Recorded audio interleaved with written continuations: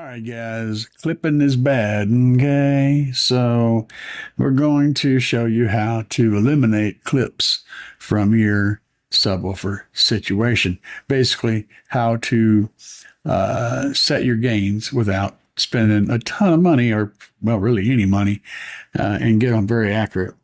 So what we have here is a speaker with a capacitor. This is a 100-volt capacitor. It's the same capacitor as you would have this install bay white one here. If you're going to do anything, a high-powered amp, you're going to need a bigger capacitor.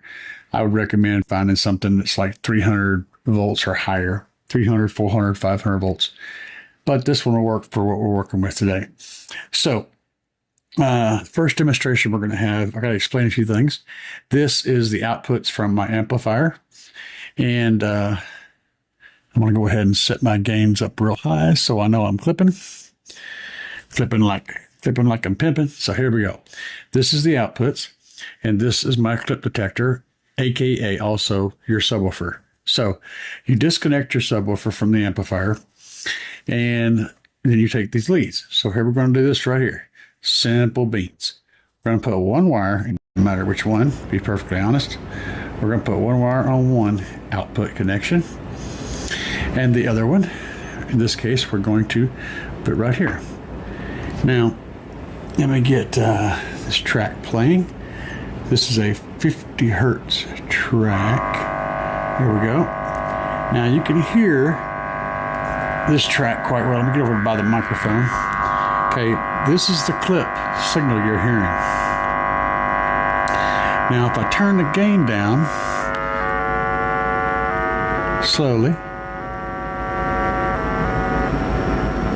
you'll get it to where you can just kind of hear a little fuzz.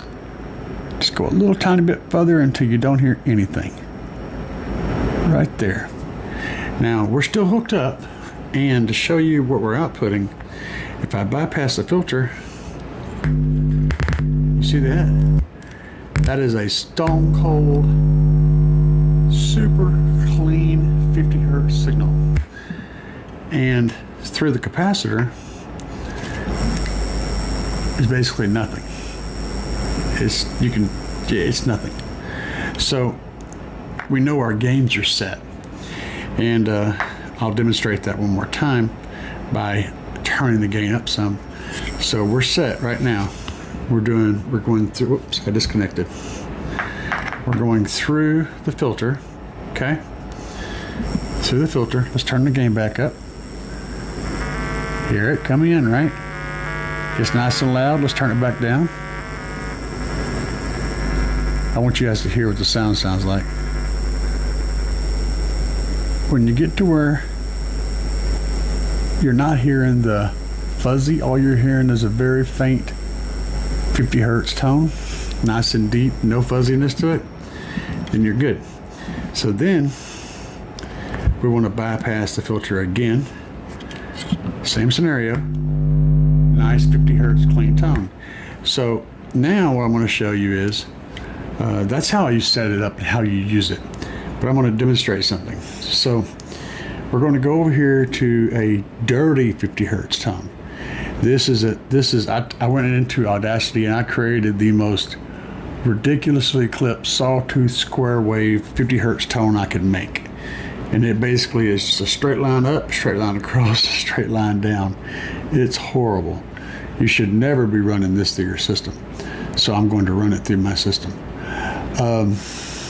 Because this is how we work. This is the clipped sine wave. So now we're at the gain set already. Nice and clean. Listen to this. Hear that? It's quite intense, right? This is through the filter. Now, if I take the filter off and just run it through the speaker, you're going to hear both the clip and the sound. That's a clipped sound wave. Horrible. Right now, my speaker should be combusting into flames. But it's not, because that's not how that works. Now let's go back to a clean sine wave.